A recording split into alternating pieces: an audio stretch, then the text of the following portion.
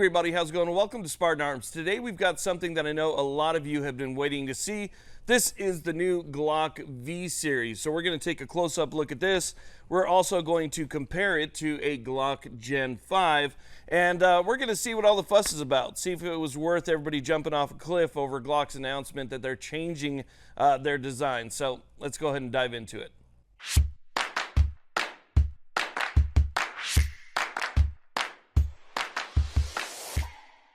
Okay, so here they are right here. On this side, we have the new V Series. On this side is the Gen 5.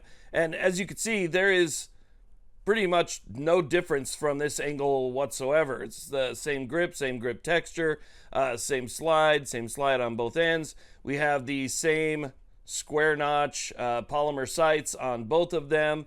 So really, overall, you wouldn't be able to tell the difference, again, unless you got up close and saw the markings or you saw the end plate. So if we take a closer look at the end plates, you'll see that there are some minor differences between the V Series and the standard Gen 5 over here. Okay, so here's a look at the internals on the V Series and the Gen 5. Now, I hate to bore you, but there's pretty much no difference between the two. We only have minor differences. As you can see on the back right here, this little notch, that's going to line up with your end plate.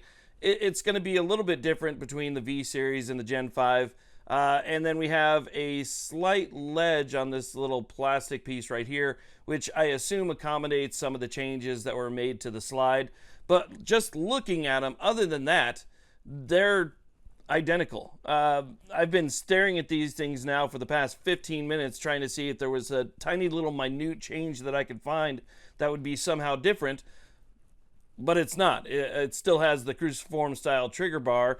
It still has pretty much all of the same internal components. Everything is the same. It's, again, just that little notch in the back right there and just that little ledge that they've added right here. Again, that's it. There's nothing to talk about, nothing to write home about for sure. Now, a vast majority of the differences are going to be found in the slides.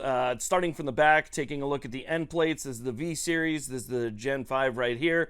I'll roll in some pictures so you guys can get a closer look. But there are some differences between the end plates. They're very minor. You probably wouldn't even notice them, to be honest with you. It's not until you move forward in front of the end plate right there, between the end plate and the striker, that you'll see these ridges on the V Series. That's to prevent the switch from working. So we have these ledges that are built up just to the left and right of the striker channel, where on the Gen 5 it's just a flat surface, so they don't have the same ridges there. There are some changes to the internal geometry right there as well, so we do have some changes in the overall slide design internally. You'll also notice that on the V Series, the striker is going to be a little bit smaller. It's going to be a little bit slimmer, so it's not going to be compatible with the Gen 5s. If I was to take this Gen 5 right here, try and swap it out to the V Series, that striker is not going to fit in that channel. So again, a vast majority of the differences are going to be found in the slide. I mean, looking at it from this angle, you wouldn't be able to tell the difference. They're identical up front. It's only that small portion on the back of the slide that's going to be any different, and again, the striker.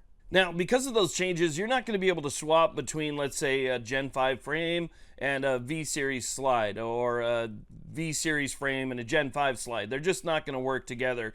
You're going to have, matching V Series frame and slide and so forth.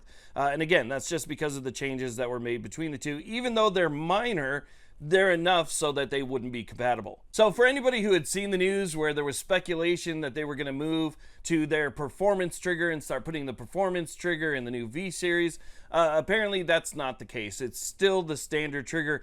And even though the internals on the trigger look exactly the same, maybe it's just because this is a sample of 1-in-1. But again, this trigger does feel better. But again, it's not the performance trigger like the rumors were going around online.